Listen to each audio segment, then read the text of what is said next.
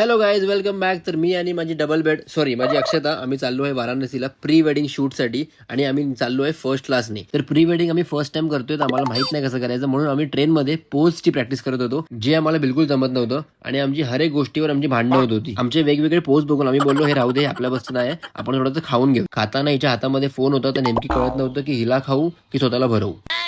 हिला भरू की स्वतः खाऊ. बनारसला सकाळी 3 वाजता पोहोचलो आम्ही आणि सकाळ सकाळी एवढी मस्त थंडी होती, त्यात पण हिचं चपाट चपाट चपाट पाक पाक पाक पाक चालून डोकं फिरवलं माझं हिने. हिच्याशी बोलून काही फायदा नव्हतं, म्हणून मी घातलेले 4 प्रोटेक्शन लेअर आणि ते करून आम्ही हॉटेलवर चेक इन केलं आणि तिकडनं आम्ही गेलो वाराणसीच्या घाटवर. वाराणसीची हवा एकदम वेगळीच होती. सकाळ सकाळ लहान मुलं घाटच्या किनारी योगा करत होते आणि हे बघून आम्हाला वाटलं आम्ही एक वेगळ्याच नगरीमध्ये आलोय, एक वेगळीच देवाची नगरी. एकदा थंडी एवढी मस्त होती तिकडे, त्यातून मी फक्त शर्ट घालून आलेलो. मला वाटलं थंडी नाही वाजणार, बट ऍक्च्युली थंडी खूप वाजत होती. घाटच्या किनारी एवढे मस्त कलाकार बसले होते, तर काही लोक गंगेमध्ये आंघोळ करत होते, काही लोक गंगेसमोर जप करत होते. तर हे बघून आम्हाला खूप पॉझिटिव्ह फील झालं. तर मग तसंच पुढे चालता चालता आम्ही काशी विश्वनाथच्या मंदिरात आलो. सकाळ सकाळी 6:30 वाजता पण खूप मस्त लाईन होती इकडे आणि खूप मस्त वातावरण असल्यामुळे आम्हाला दर्शन करायला पण खूप मजा आली. देवाला नमस्कार करून देवाचा आशीर्वाद घेऊन आम्ही आमच्या दिवसाला, आमच्या प्री वेडिंगच्या शूटला सुरुवात केली.